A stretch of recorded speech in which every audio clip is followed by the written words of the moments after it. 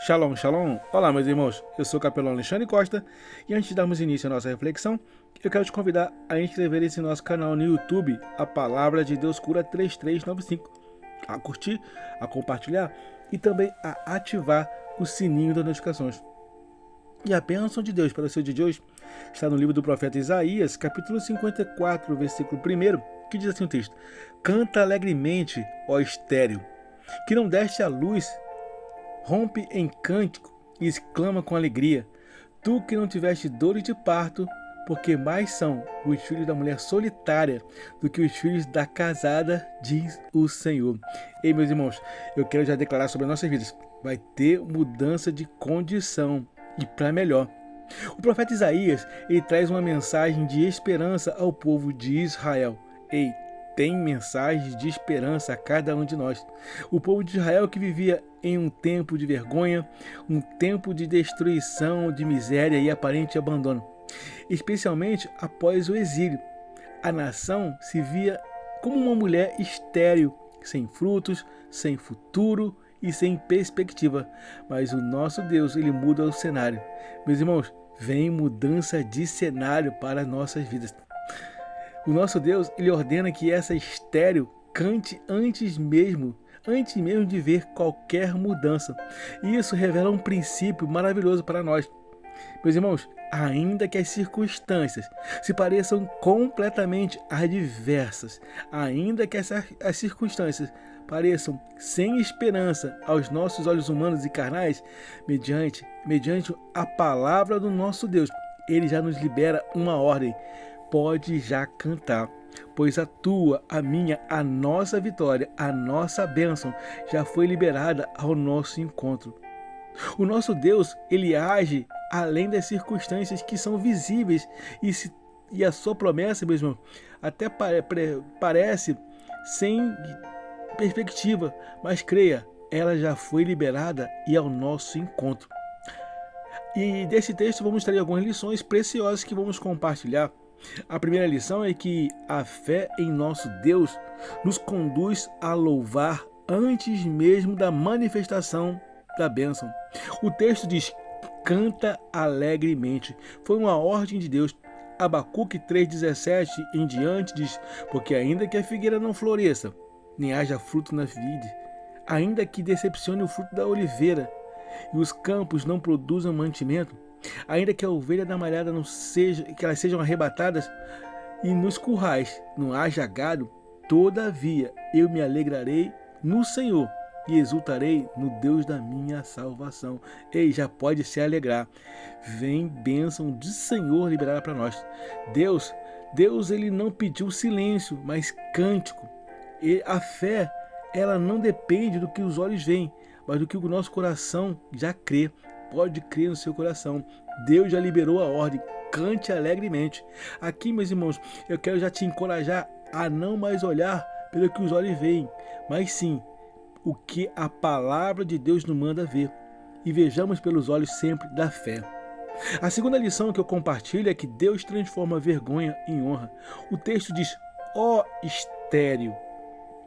Gênesis capítulo 1, versículo 1 em diante, Gênesis 21, versículo 1 em diante diz, e o Senhor visitou a Sara, como tinha dito, e fez o Senhor a Sara como tinha prometido. Assim como Deus falou, ele promete e cumpre.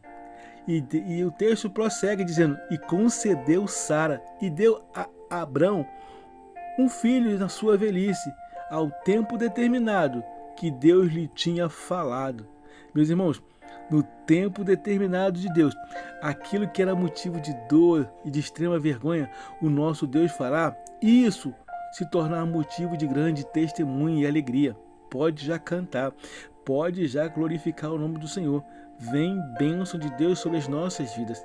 Deus, ele entra em histórias dos improváveis para se revelar e manifestar a sua glória e o seu poder, tudo isso em nosso favor.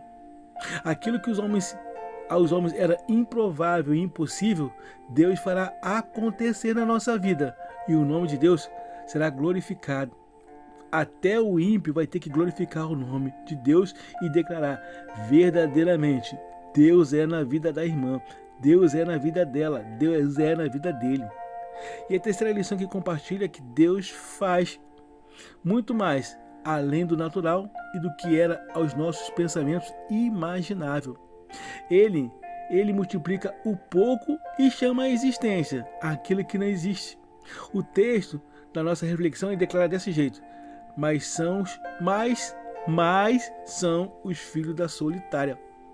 Deus, meus irmãos, Deus não apenas restaura, Ele surpreende e certamente no nosso pouco, Ele se torna em muito nas mãos do Senhor nosso Deus. Creia nisso. E a quarta promessa, a quarta lição é que a promessa de Deus é a nossa segurança. O texto diz assim: diz o Senhor. Meus irmãos, Deus tem uma palavra para nossas vidas. Livro de Números, capítulo 23, verso 19. Deus não é homem para que minta, nem filho do homem que se arrependa. Porventura diria ele e não faria, ou falaria e não se cumpriria? Quando Deus declara, já está estabelecido, já está decretado.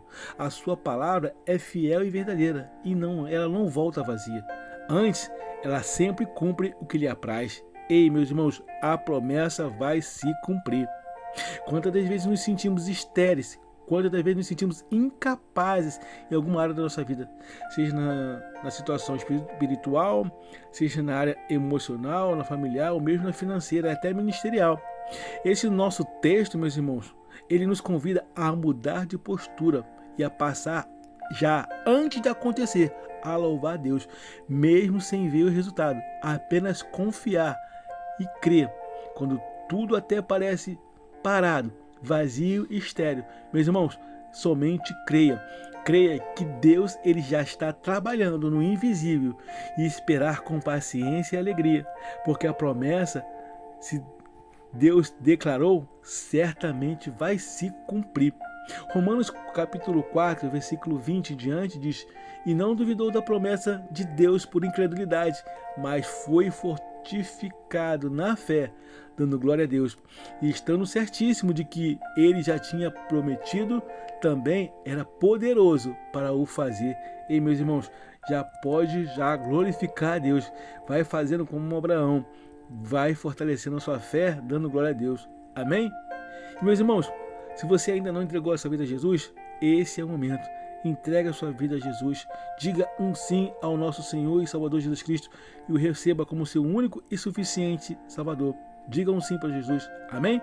Guarda essa palavra no seu coração e que ao guardar essa palavra, vivamos uma vida extraordinária com Deus.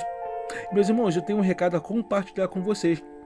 Meus amados, pela misericórdia do nosso Senhor Jesus Cristo, já percorremos alguma região do país levando o Evangelho. E agora Deus está ampliando o campo missionário. Estamos levando o ídio ao continente africano. E eu peço aos irmãos que estejam intercedendo pelas nossas vidas, por essa missão, por esse trabalho. Estejam intercedendo.